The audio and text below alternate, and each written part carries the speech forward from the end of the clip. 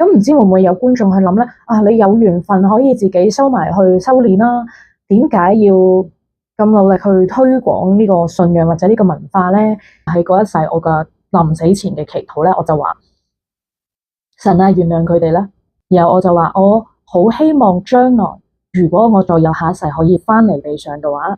容許我再一次傳播你哋嘅愛同信仰。係可以遊走於天界同埋冥界。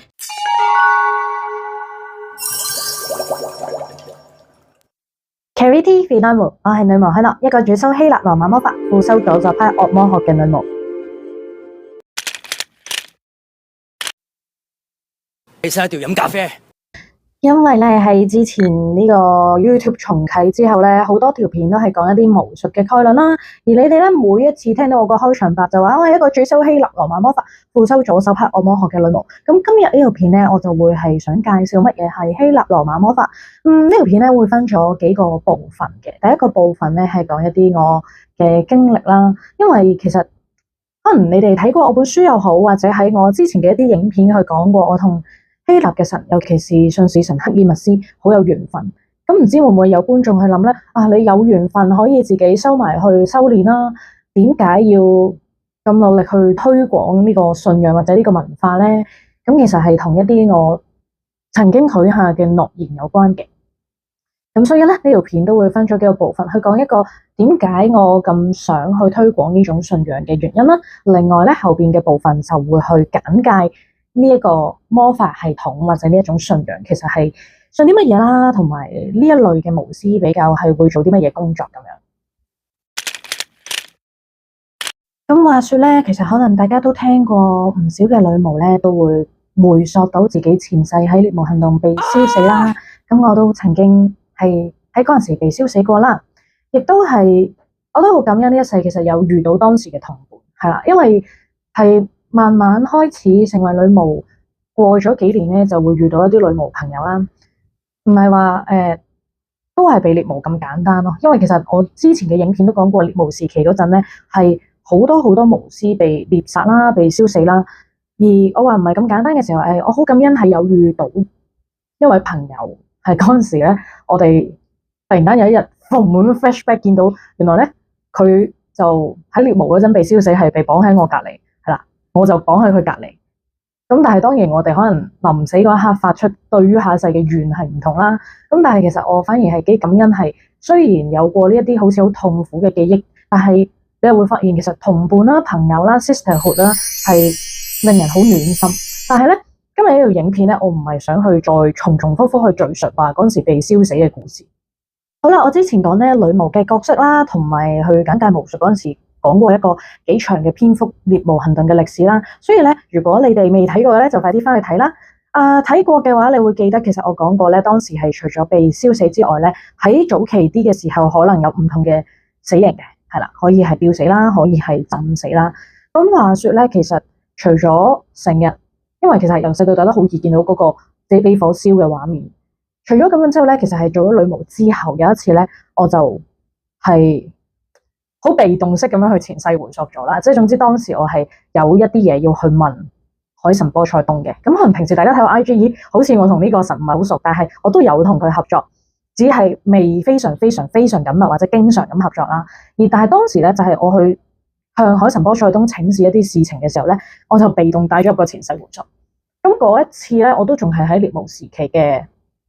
前世啦，亦都係反而係仲褪早過我被燒嗰陣時，係啦，因為我講過好多次啦，獵巫時期咧係發生咗幾百年嘅，所以有機會有啲人咧就我都唔知叫好彩定唔好彩，就係佢可能係獵巫死過幾次啊，唔一定死過一次。係啦，咁嗰陣時咧，我見到嗰個畫面咧就係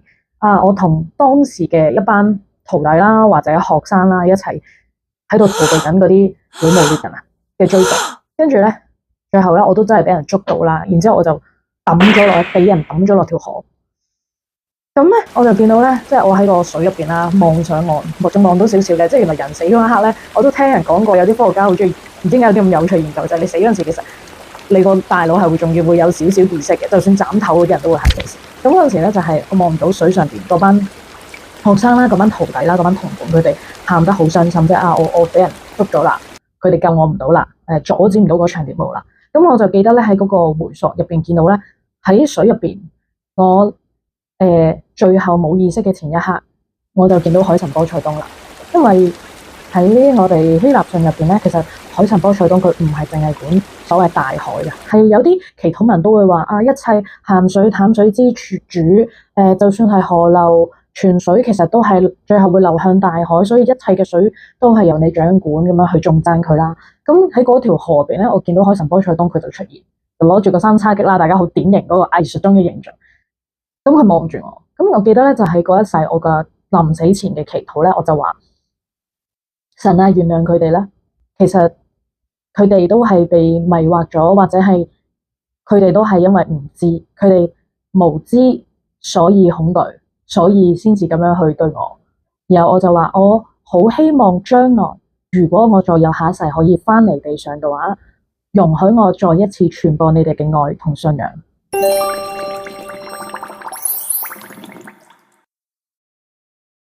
飲多啖咖啡定定經先。咁跟住，可能有啲人聽到會覺得好似好傻啦，即係你俾人懟冧咗咧，仲會咁樣去發願。咁其實再早啲嘅時候啦，因為其實咧啱啱講嘅呢一段前世咧都係今年先至見到嘅畫面嚟嘅，係再早啲啊，可能早2年、3年前。咁嗰陣時咧就係我再喺另一個前世回溯度啦，我就見到嗰陣時唔再係獵巫時期啦，終於唔係成日喺獵巫時期，而係咧喺古羅馬嘅時候。咁嗰陣咧就係作為Minerva 女神嘅一個女祭司，咁即係希臘入邊嘅雅典娜女神，係啦。因為咧其實咧羅馬神話佢哋好多時係直接去抄襲一啲希臘神話嘅故事，然之後加自己嘅一啲新故事，再組成羅馬嘅信仰嘅。咁所以其實當中好多神都係會有個對應面啦。咁當時咧我就跪喺個神像前邊啊，係啦，就見到自己着住件祭司袍啊喺個神殿入邊啦。咁嗰陣咧就係目擊到羅馬史上一位好著名嘅暴君佢嘅暴行。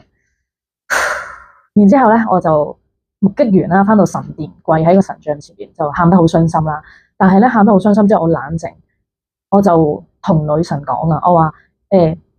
我見到好多人咧，因為佢哋唔再虔誠，所以冇咗道德。咁當然啦，我都覺得唔一定話你要信神先至有道德嘅，即係我都會見過好多我認為佢都幾善良嘅好人，係佢未必有一個對神明嘅信仰啦，佢可以有自己嘅信仰、自己嘅信念啦，佢都可以好有道德、好好嘅人啦。但係咧，我當時就係同女神講話啊，所以我覺得其實人好需要有一啲信仰。唔一定係淨係某個神，我再次強調係啦，我自己唔中意話好似一啲宗教咁去逼人一定要同我一樣係咁。但係嗰陣時咧，我就同女神講，所以如果將來呢一個地球出現一個城市又好，一個國家又好，嗰度嘅人係好傷心、好迷失、好低迷嘅，我請求你允許我去呢個城市嗰度過我嘅下一世，過我嘅重生嘅下一世。然後我會再次去勇敢地宣揚你哋嘅愛同信仰。咁所以咧，我有時見過有啲說法係話，覺得一啲前世承諾係一種詛咒，要解除嘅，係啊。咁但係喺我呢個 case 咧，我自己嘅睇法，我覺得係，我反而覺得係神嘅恩典嚟嘅，因為係啦，即係講到兩段嘅前世嗰陣時，我都話係啊，你哋原諒佢哋啦。佢哋只係唔知，所以恐懼啫。即係可能嗰陣好多人對乜嘢係巫術係唔知啊嘛。因為喺獵巫時期嘅時候，天主教教廷講晒噶嘛。或者再早啲去到古羅馬嘅時期，就係見到啲人好傷心啦、道德淪亡啦嘅時候咧，就好想去再次傳播信仰。咁我話點解我覺得係恩典？就係以前我曾經咧都會好似好多嘅香港人咁樣諗，點解要喺呢個地方？即係呢個地方咧係物價好高。我覺得最唔開心係物價好高，好辛苦，大佬係咪？可能鏡頭前嘅你都好有同感啦。如果鏡頭前嘅觀眾你唔係香港人嘅話咧，咁我就每一次都同啲台灣朋友去解釋，即係可能喺台南仲有8至12蚊港幣嘅手搖飲品噶嘛，但係我哋香港啲手搖飲品係唔知點解可以賣到30幾、50幾蚊港幣，我都見過。又或者可能你喺台灣可以租到一個公寓嘅價錢咧，你喺香港係只能租到個馬桶嘅，我成日都咁講。咁但係以前成日都好疑惑，點解要喺香港呢度出世好唔開心嘅時候咧，慢慢我有呢兩段前世嘅記憶之後，我覺得係原來自己有一啲承諾，有啲使命啊，亦都係會回應緊我開頭講話點解唔係就咁自己修煉就算咧，要去可能我又要出書啦，可能係受邀到唔同嘅節目去分享啦，仲要係面對咁多人嘅唔理解啦，即係點解你唔係好好地學下中國本土嘅文化信仰啊，或者係道教啊，或者法科啊，唔係仲多人容易明咩？你要做一樣喺呢個地方少啲人明嘅嘢，其實好辛苦嘅時候，我反而覺得係原來當時我向我自己嘅神發出呢一個請願嘅時候，佢係允許咗咯，所以我反而調翻轉，我覺得係感動，唔係慘，亦都唔係一啲人士所講咁話前世承諾一定去詛咒。其實我明佢哋個意思嘅，即係可能佢哋係有啲人係喺某個前世佢因為一啲事情傷心之後，佢下世就我從此就唔乜乜乜啦，我以後都唔再咁樣做啦，咁佢可能會構成一個詛咒。但係喺我自己呢個故事，我覺得唔係咯。係原來雅典娜女神又好，海神幫蔡東又好，佢哋都批准咗我當時嘅請求，我覺得係一個好感動嘅承諾。咁所以咧，而家嘅你哋就會見到我喺香港啦，好努力去話俾人知，其實巫術並唔係咁恐怖啦。又或者係我都會見過有啲人話對巫師個印象就係唔係都會亂咁詛咒人㗎。咁當然人哋嘅做法係點，我唔可以去批評，或者我亦都冇一個權力去 judge 佢係咪一個巫師係啦，但係最少喺我自己啦，或者比較同我好朋友嘅巫師，我會成日都強調守德先可以成緣。咁亦都係希望呢條片嘅觀眾，你將來見到一個巫師而你覺得佢嘅言行啊、說話係唔好嘅時候，咁你自己去選擇，亦都唔需要去特別去批評，或者去因為一個人就覺得所有嘅巫師都係唔好咯。好似講遠咗，覺得今日未做，咁就係咁啦。所以咧就前面分享咗我自己嘅兩個故事啦，係當故事咁聽得噶啦。然後咧後邊嘅部分咧就係去介紹其實乜嘢希臘羅馬魔法。不過咧我呢度戴定個頭盔先，係我唔知我自己啲剪片技術夠唔夠叻整個頭盔俾自己，希望我整到啦。就係因為後邊嘅部分咧係之前我喺馬來西亞拍緊超能力學院嗰陣時嘅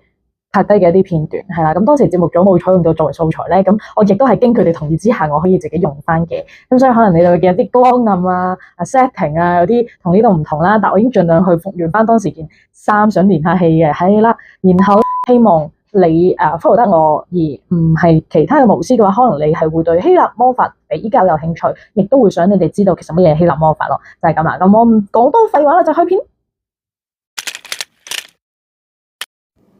不如我同大家解釋多啲乜嘢希臘魔法啊！熟悉西方巫術嘅觀眾可能會聽過有兩個好多人練習嘅學派，威卡同胡督。佢哋比較發展得大係因為威卡喺美國係有巫術學院嘅，而除咗威卡之外咧，其實折衷派、獨修派嘅巫師都會同希臘神合作。咁專注於希臘羅馬魔法嘅巫師或者女巫又同呢啲派別有咩唔同呢？我哋信奉狄俄尼索斯秘義之中嘅核心，認為人係有雙重性嘅。第一個部分係身體來自泰坦，第二個部分係神聖嘅靈來自天神。而且我哋都會堅守德爾菲神殿門口三大箴言：認識你自己，凡事不過分，妄立誓則禍及。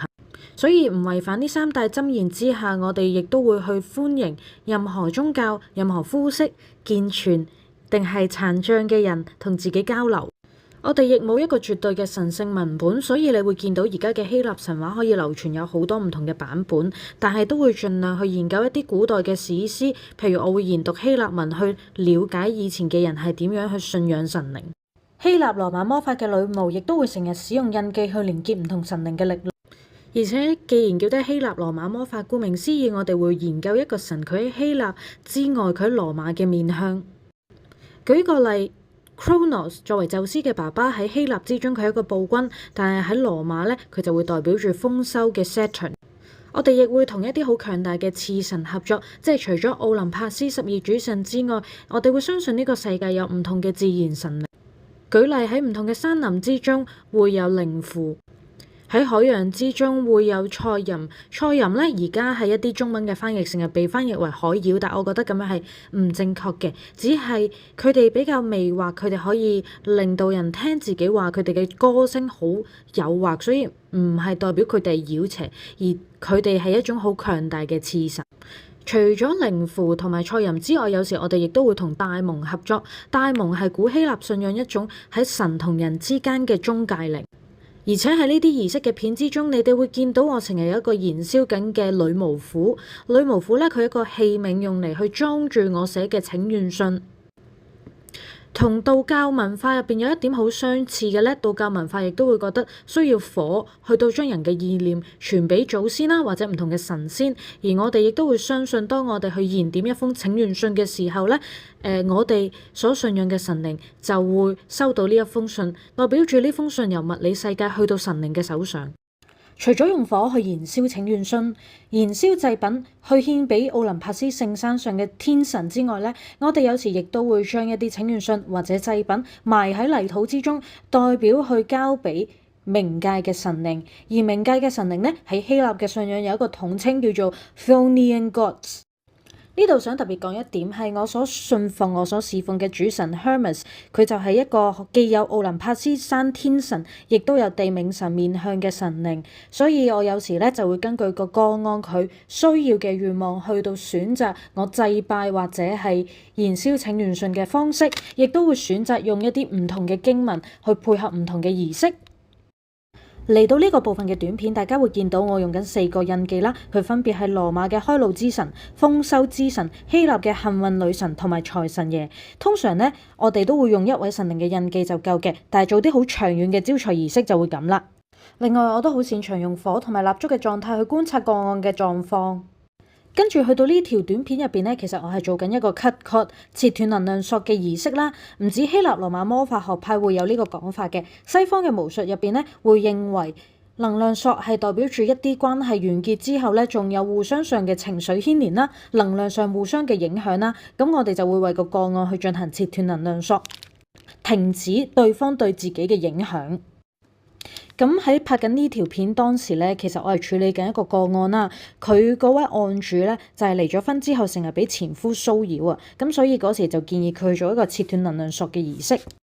大家可以見到去到個儀式後段咧，唔同蠟燭係會有唔同高低啦，但係其實呢兩個蠟燭咧係差不多同一時候點着嘅，而且其中一方咧嗰張代表嘅紙都會燒起，咁通常就係代表住咧呢一方佢個力量咧得到神嘅祝福啦，變得更加強大，可以去制止對方對自己嘅影響啦。